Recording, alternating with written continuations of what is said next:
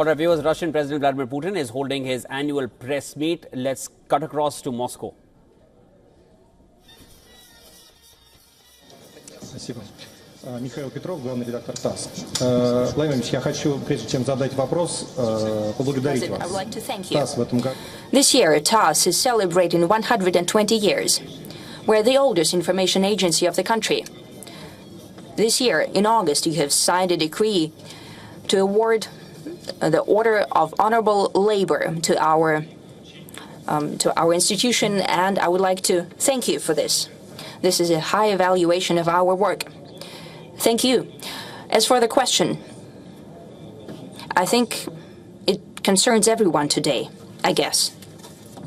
When, during the Great Patriotic War, TASS were relaying the information from the front, I think it happened the same way as our guys are now working in the special military operations zone. They're also worried about that. What is your take on the course of the special military operation that's been going on for 3 years now? Is the victory any closer now? Naturally, I've expected such questions. There are many of them. As for the incoming questions that were coming in the past days, and moreover, I would like to thank you for this. It gives us a chance to show what we're doing there, what's happening, and what our guys are doing at the line of engagement. You know, the servicemen that whom I talk to regularly, they're giving some souvenirs to me. They're giving me their shoulder patches and so on.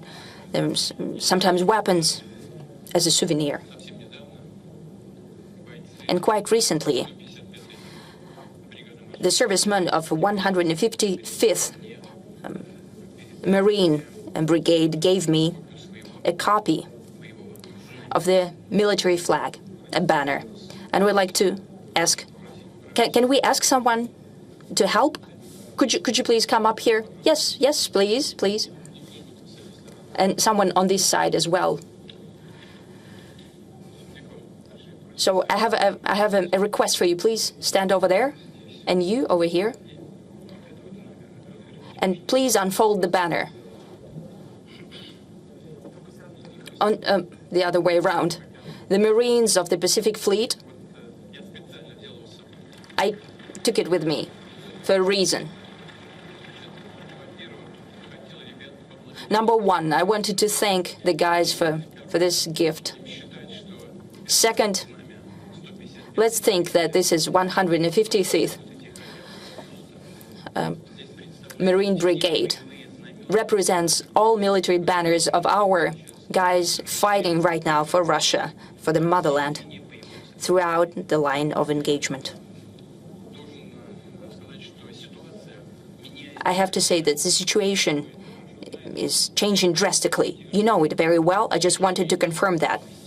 We see movement all along the front line every day. And as I have already said, it's not about moving 100 or 200 or 300 meters ahead. Our military men are regaining the territory by square kilometers every day. That's what I wanted to highlight. Why is it happening? First and foremost, throughout the last year, and this is a classic scenario of military warfare. First, the enemy is going at you, he's being defeated, he incurs losses in personnel and equipment, and then we start moving forward. That's what's happening. Warfare is complicated, therefore it's hard to think ahead and to foretell the future, but we are moving forward, and as I said, we're getting closer to solving our primary tasks that we have outlined at the beginning of the special military operation. As for our men and women in uniform, I will continue repeating that, because I have every reason to say that. They're acting as heroes. The capacity of our armed forces are increasing.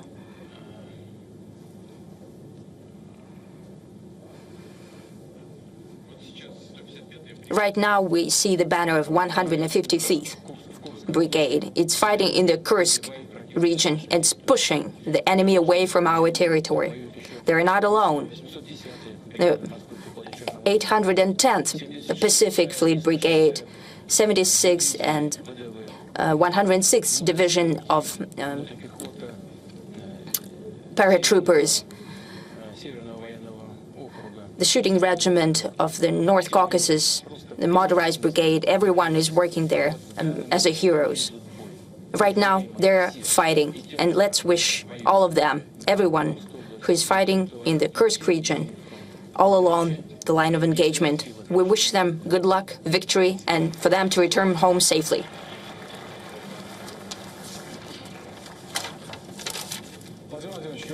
Mr. President, I just came back from the Kursk region.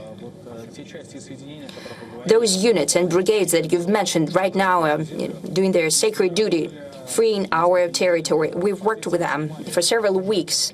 At the Frontline, we shot a video. 155th Brigade liberated several settlements, and we showed in our video that when the adversary has been pushed out of the settlement, he starts to shell that will artillery fire that very settlement. We traveled to Borky, Snagos, and Lubimovka, the liberated settlement. You can see that on the map. First, the houses have been intact, and now they're being destroyed, and people from the border regions have nowhere to return to. They have no homes. They're trying to rebuild their homes, but now I suggest we call Tatiana Ziborova. She's forced to live during a temporary settlement.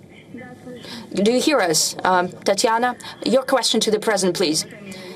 Mr. President, good afternoon. I'm from the Kursk region, from Bolshe-Sedatsky region. I have a question from all citizens of the Kursk region. When our region will be liberated, when the Ukrainian army will be pushed far enough so they wouldn't even dare show their face to us, even look towards us, when can we go back to our houses or somewhere so we can live in our own homes? One more question. Will small villages be rebuilt, the villages that have been destroyed? Will the infrastructure be rebuilt there? And now the question from Bolshe-Sedatsky municipality.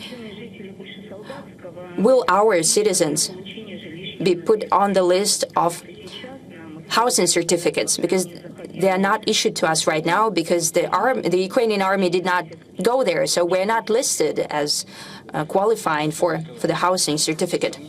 Madam Ziborova, no question here. I don't even want to name the specific date when the adversary will be pushed out. Right now, at this very minute, the fight is ongoing. The fighting is quite serious. It's not quite clear. It makes no military sense to enter of the Kursk region by, the Ukrainian armed forces, or to keep on staying there, sending as cannon fodder their best storm brigades and units. Still, this is happening. It is for sure that we'll get rid of them. But as for the specific date, I cannot name you the specific date, but there are certain plans, so I know the date. It is reported to me regularly, but say that by this very date, it would not be correct, because our servicemen can hear us right now. If I just name the date, in a day or two, they will try to deliver on that without regard for their own lives. A day or two would not have a great significance, but it is for sure that the adversary will be pushed out of there.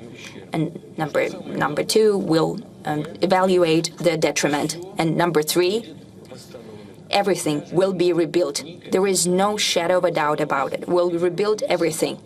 The road network, communal infrastructure, social-oriented facilities, schools, kindergartens. We'll rebuild social clubs and naturally housing.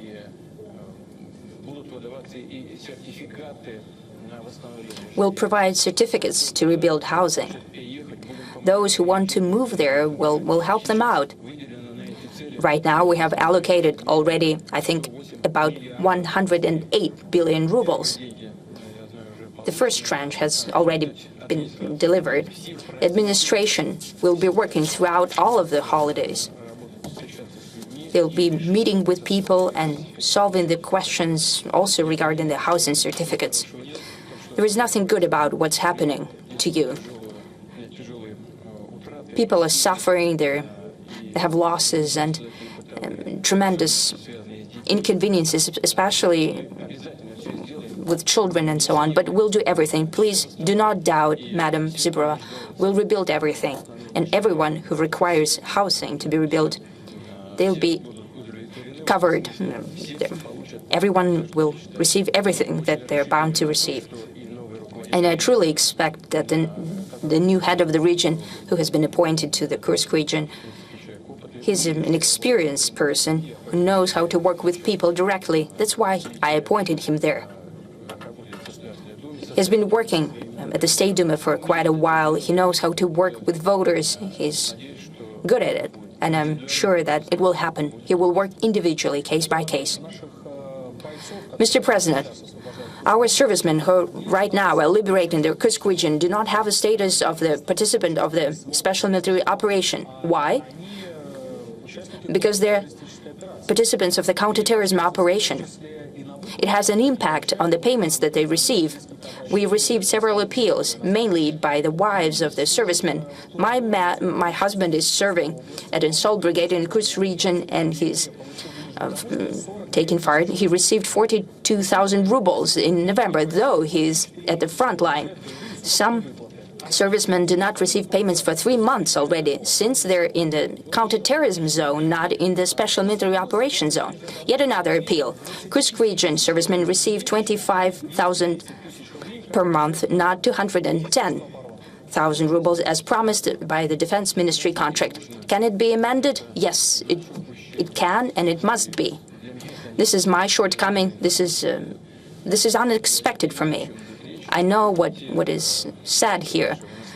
Our servicemen who used to fight at different parts of the front line, they're participants of the military action, and if they have been moved to the Kursk region, they're bound to receive them. I think I'll check it. Possibly there used to be a category that was not. You were hearing in from the year-end presser of Russian President Vladimir Putin, who's live from Moscow, as we bring you the live updates coming in from Moscow at this point. Big statements coming in from the Russian president. He says inflation and the economy is overheated. Inflation is a problem for Russia, but the economy is stable. Says that US, China and India are ahead of Russia in terms of economic growth, and lays out the flag of one of the primary Pacific Fleet Marines, the 155th Brigade in the Russia Army that are fighting in the Kursk region, calls it the line of engagement. Lauds the services of the servicemen and soldiers fighting in Kursk, which was encursed by Ukraine in August. Big statements coming in from the Russian president, says the enemy will be defeated. We will continue to bring you all the updates from that. As of now, we'll move further with other global news. Mr. President, you said that